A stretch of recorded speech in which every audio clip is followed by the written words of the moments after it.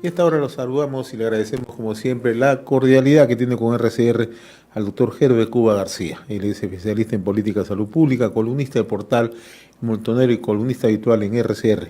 Doctor Cuba, qué gusto saludarlos. Buen día, muy amable como siempre. Muy buenos días y un saludo a través suyo a todos los peruanos. Bien, ¿cómo analiza usted estas denuncias o estos anuncios que hizo el ministro de Salud, ¿no?, sobre presuntas mafias en el sector, ¿no? ¿Qué cree que hay detrás de todo esto, ¿no? ¿Están sustentadas, no están sustentadas? ¿Forma parte de un efecto mediático, ¿no? ¿O es una respuesta a lo que se presenta en el Congreso, ¿no?, que van a interpelarlo y probablemente lo censuren, ¿no?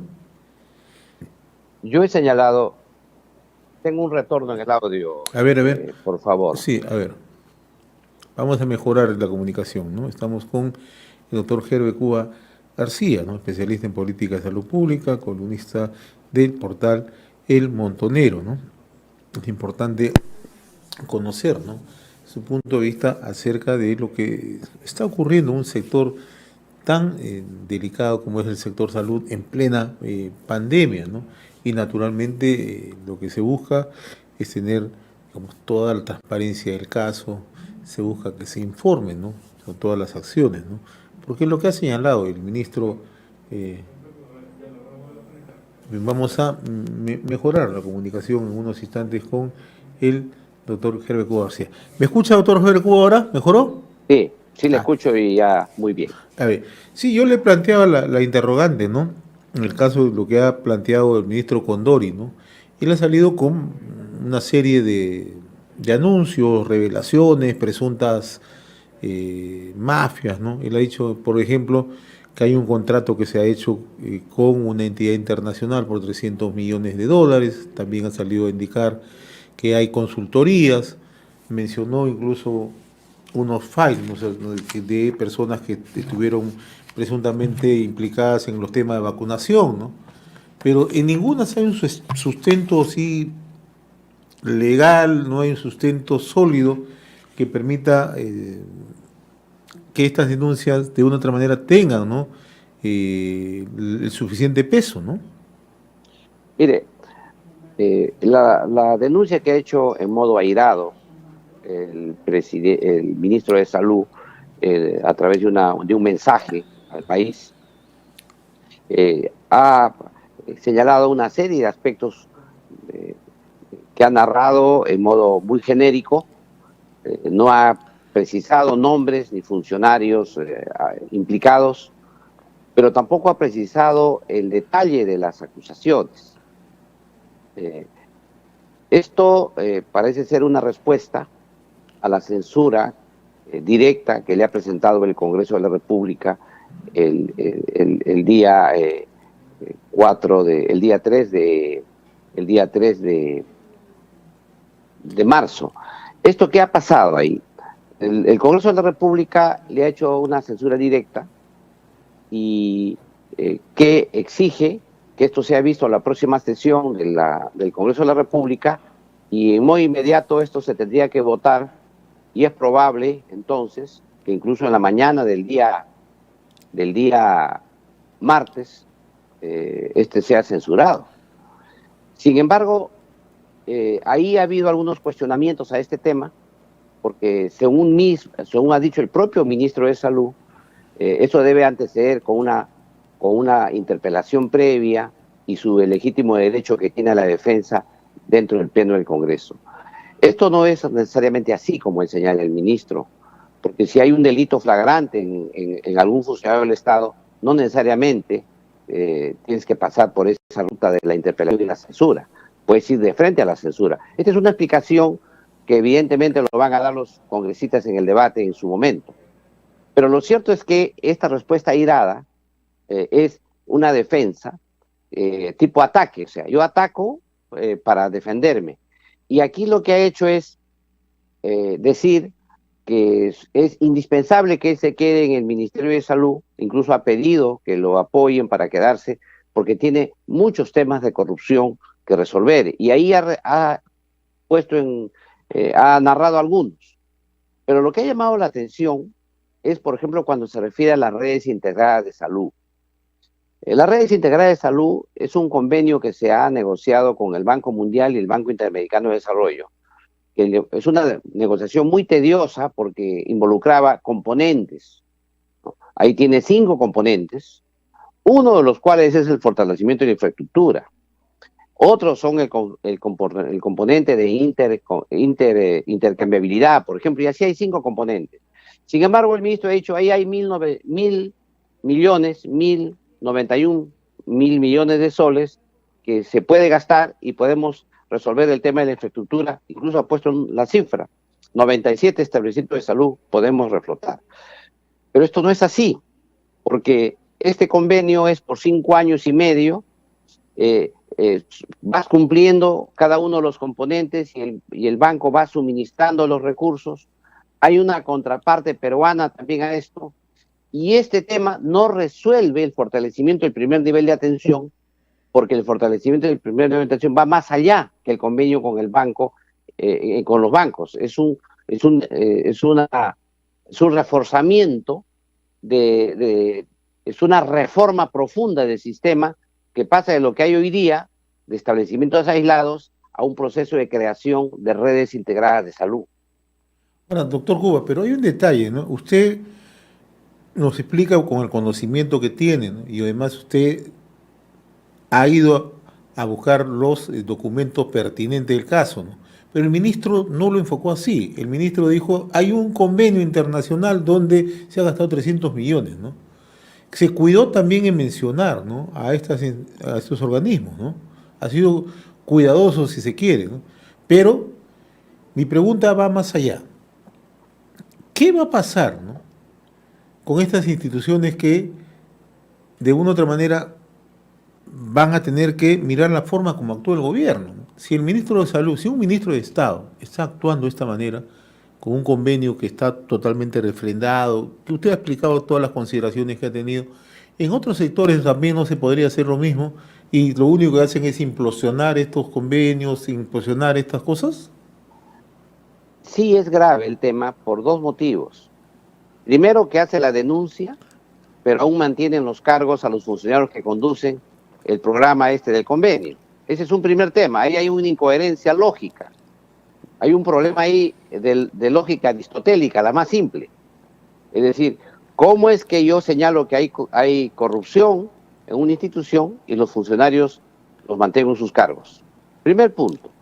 Pero el segundo punto es que al no decir nombres y referirse a un dinero que hay en el programa de conformación de redes integrales de salud, automáticamente ha involucrado a los bancos, en este caso a 2 bancos, y además a todos los productos que ahí tienen. Pero hay un agravante.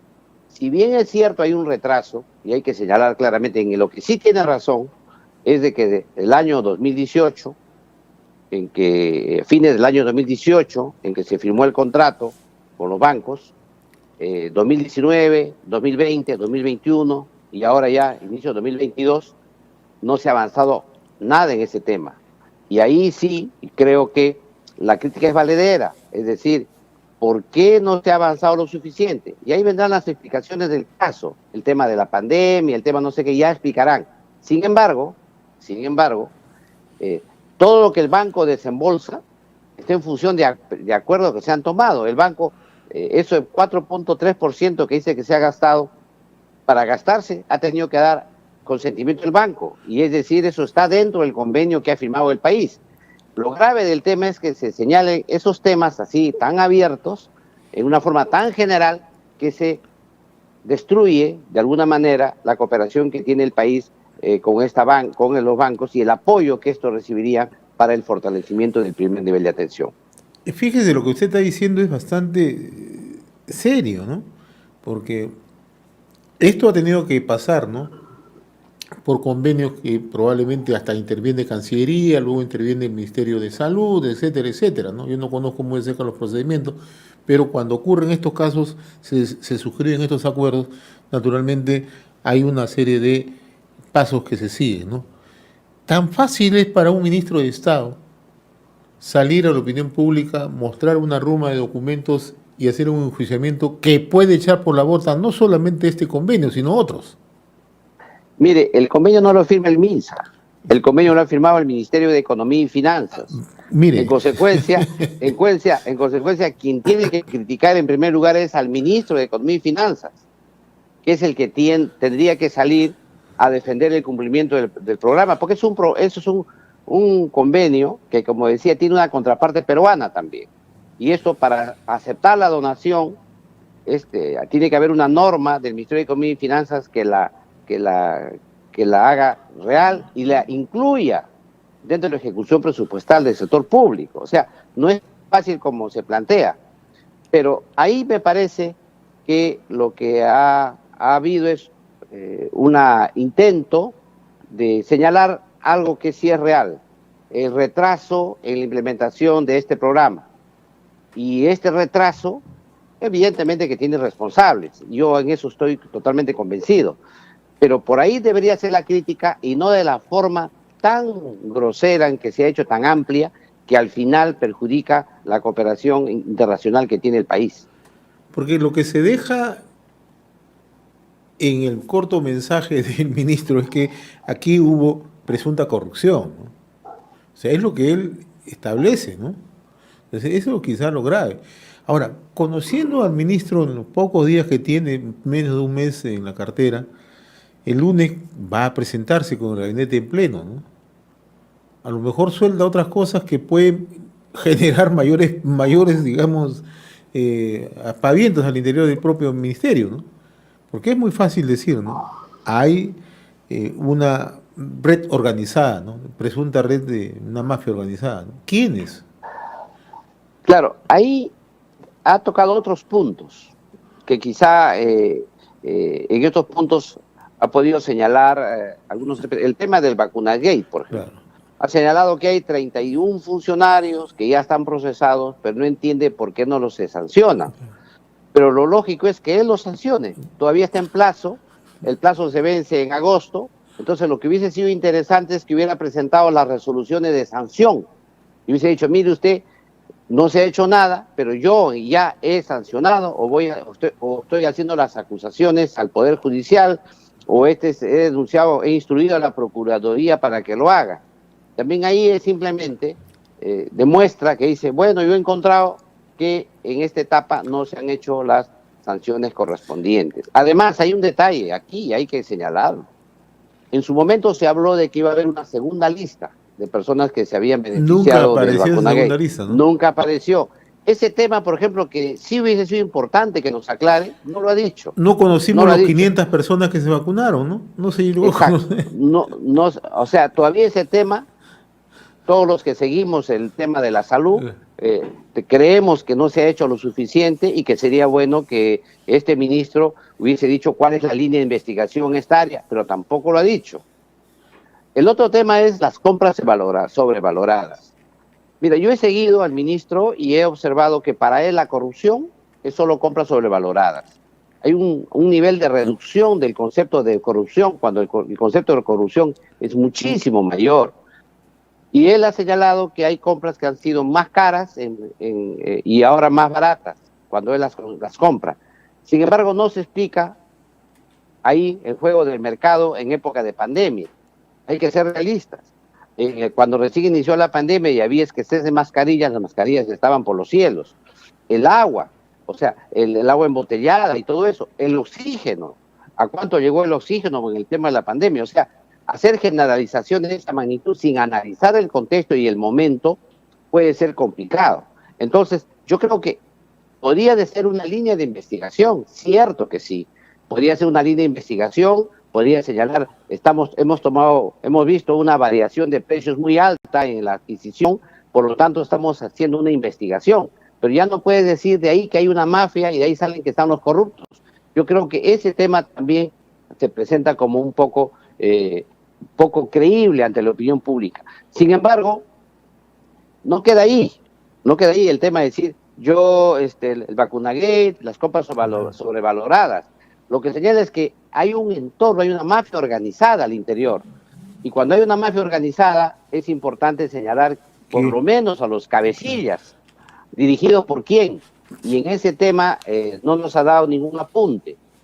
Por otro lado Y la también, verdad, más ha sido un mensaje con efecto mediático, ¿no? Porque uno ve las imágenes con una ruma de papeles acá hacia la mano izquierda, él blandiendo unos documentos. Yo pensé, va a leer esos documentos, ¿no? ¿Quiénes son los nombres de las personas que no han sido, que no han recibido una sanción por el tema del vacuna gay, ¿no? Habló de consultoría, dije, a lo mejor va a dar a conocer qué consultorías hay, ¿no? En realidad no dijo nada, ¿no?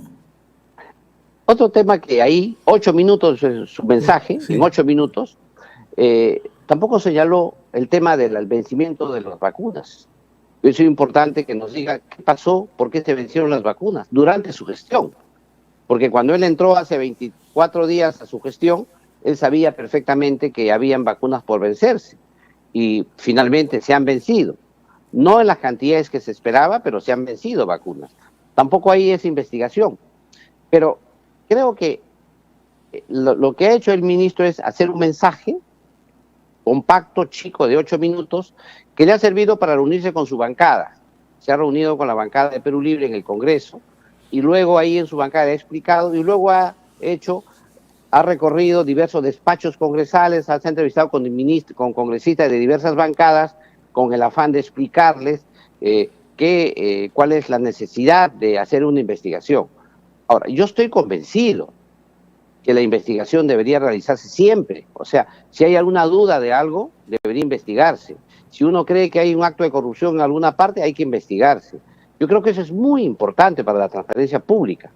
Lo que sí parece es que tú politices la investigación. Es decir, cuando ya sabes que te van a censurar, salgas con un paquete de denuncias muy genéricas y las señales en voz alta y digas, bueno, como ya me van a votar, si ustedes me votan, esto va a quedar encarpetado y archivado, nadie va a investigar, cosa que no es real, porque si tú haces las comunicaciones a los entes correspondientes, eso va a seguir su curso.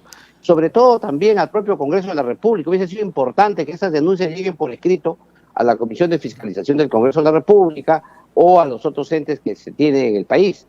Eso no ha ocurrido. Claro, pero lo que Ahora, pasa es que el ministro está en el reino de la informalidad, hay que decirlo con todas sus letras, ¿no? Es bastante informal el ministro, ¿no? es bien difícil poder debatir con alguien que mezcla una serie de conceptos que no presenta ideas claras, porque al final no sabes de qué idea seguir un hilo y seguir una coherente respuesta. Por eso es que lo que él ha presentado es simplemente una posición que dice lo siguiente: deme plazo para seguir trabajando, voy a investigar esta corrupción, si ustedes me votan, van a ser cómplices de estos corruptos. Por lo tanto, deme el apoyo. Ahora, vayamos ahí al terreno un poco más del carácter ya político, ¿no? ¿Cree usted que lo van a censurar? O sea, el ministro puede ser que el Congreso le diga hasta aquí nomás. Es muy difícil saber lo que puede ocurrir en el Congreso. Hemos visto en el último tiempo algunas Sí. sorpresas dentro de las diversas bancadas, de algunas... sin embargo, por el número de firmas que ha obtenido la censura, es probable que los votos para lograr la censura esté dado. O sea, es posible que eso sí ocurra. Hay una mayor inclinación a que sea censurado. Por otro lado, también es probable que esta cuota de Ministerio de Salud, que ha sido ya clarísima de Perú Libre, sea mantenido con otro funcionario de su mismo entorno para poder mantener la cuota de poder que tiene el Ministerio de Salud. O sea que el hecho de que tú censures al ministro, lo que tú cambias simplemente quizá es un ministro que consideras poco idóneo por otro ministro que sea un poco más idóneo, pero de la misma cantera. Eso es también un punto que hay que aclarar, porque no va a cambiar la correlación de fuerzas dentro del gabinete, porque se le caería la confianza y quizás se aceleraría la vacancia presidencial. El hecho de tener estos ministerios hacen que se aseguren los 44 votos en contra de la vacancia que hagan imposible la vacancia presidencial. Una pregunta final, ¿no? Toda esta incertidumbre, todos estos problemas en el sector salud, ¿no? Y estamos en una pandemia, ¿no? Si bien es cierto, han disminuido los casos, ¿no? Ya no tenemos la posibilidad quizá de una tercera ola, ¿no? Pero todos estos problemas que se generan, ¿cómo afecta al sector en su conjunto? Mira, afecta enormemente. Y le voy a explicar por qué. El ministro lo que ha hecho es echarle la culpa a la profesión médica, que les ha dicho a los médicos que ellos prácticamente son el sustento de todo de todos estos problemas que hay en el ministerio. Es más, ha focalizado, ¿no?, contra ellos, y ha hecho alianzas con los profesionales de la salud no médicos, ¿no? Y entonces ellos tienen demandas que finalmente lo que han hecho es romper la línea de autoridad y generar controversias dentro de los establecimientos de salud. Y ahora el equipo que debería ser sólido, el equipo de trabajo, liderado por el médico, el equipo de trabajo liderado por el médico debería ser sólido. Lo que se ha hecho es romper esa solidez, y eso le resta eficacia al sistema de salud para enfrentar la pandemia y todas las demás enfermedades. Creo que aquí hay dos palabras claves. Una de ellas es la palabra intrusismo, que es una palabra que señala que gente, puede ser profesionales o no profesionales, o cualquier persona que cumpla la función para la cual no tiene competencias, en este caso de médico. Y la otra es la palabra ejercicio ilegal de la profesión, que señala que la ley me autoriza qué hacer. Hay leyes intrusistas, es decir, hay leyes que dan autorización a que haga gente que hagan competencias para las cuales no están preparadas. Y en este caso, el ministro lo que hace es decirle: señores, yo les voy a dar a ustedes lo que ustedes necesitan, señores profesionales no médicos, les voy a dar todo el apoyo para que ustedes puedan cumplir competencias, ¿no?, por ley.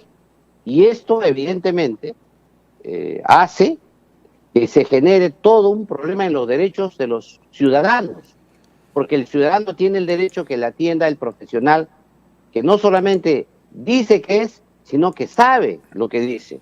Y en ese tema se ha generado un enorme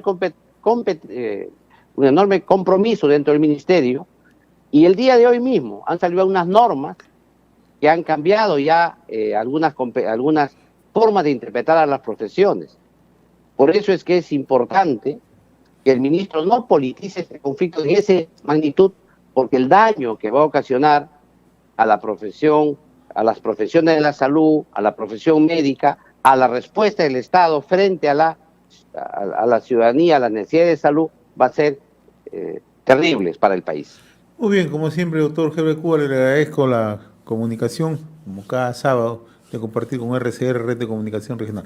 Ha sido un gusto dialogar con usted. Un fuerte abrazo a la distancia.